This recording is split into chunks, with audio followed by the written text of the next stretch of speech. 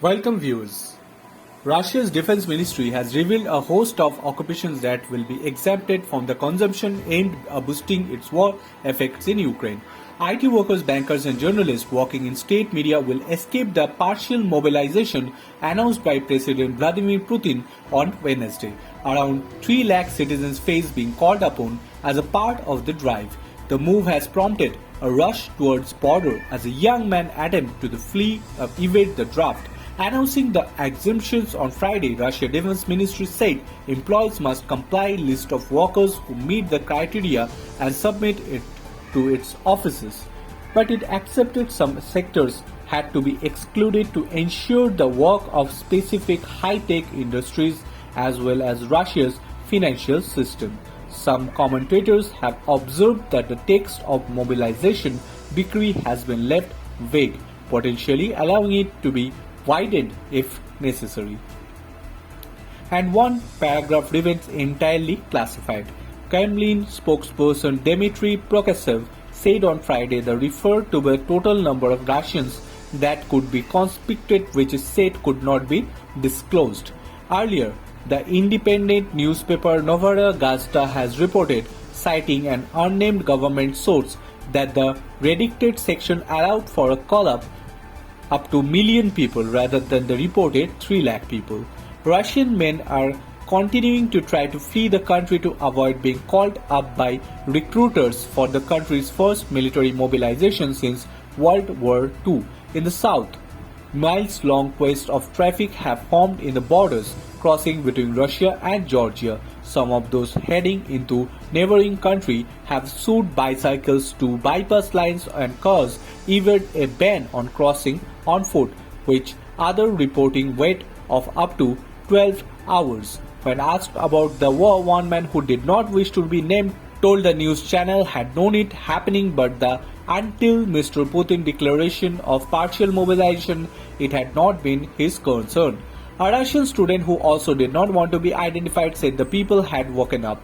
They opened their eyes and started thinking about where to hide their children. Now people understand what's happening because it affects them directly, he said. Another IT worker told BBC that he has opened to the war, but was too scared to speak it against it. I don't want to risk my life, the life of my family. I don't want to be put in declaration, he said. All I could do was sketch in visa. Luckily, I got one in May. Georgia is one of the few neighboring countries that Russia can enter without needing to apply for a visa. Border guards of neighboring Finland, which shares 1,300 kilometers border with Russia, but requires an entry visa, told the news channel that quads had gone at various crossing points. Other destinations reachable by air, such as Istanbul, Bulgaria or Dubai, have seen ticket prices skyrocket immediately after the military call-up was announced, with some destinations sold out completely. Turkish media have reported a large spike of one-day ticket sales, while remaining fighters to non-visa declaration can cost thousands of euros. Several countries are grappling with the prospect of influx Russian drug dodgers. Germany Interior Minister signed on Thursday that the fleeing conscription would be welcomed in their country. Nancy Faeser was destroyed, threatened by several prescriptions who received protection on by case basis following security checks. But several other European countries, including Lithuania, Latvia, Estonia, and the Czech Republic, struck a different tone, saying they would not affect fleeing Russian refugees. The countries have long pushed the EU to take the harder line on Russia. I understand the Russians are fleeing from a more desperate decisions by the Putin, Ukraine's Foreign Minister Jan Lipsitsky said, but those running because they don't want to fulfill duty imposed by their own government, they don't meet the criteria for humanitarian visa. The call-up sparked protesters in major Russian cities including Moscow and St. Petersburg on Thursday, resulting in reported 1,300 arrests.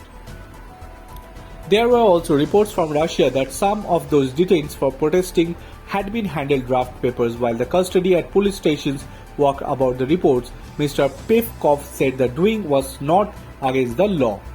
Abradas report, FOSAAC TV, India.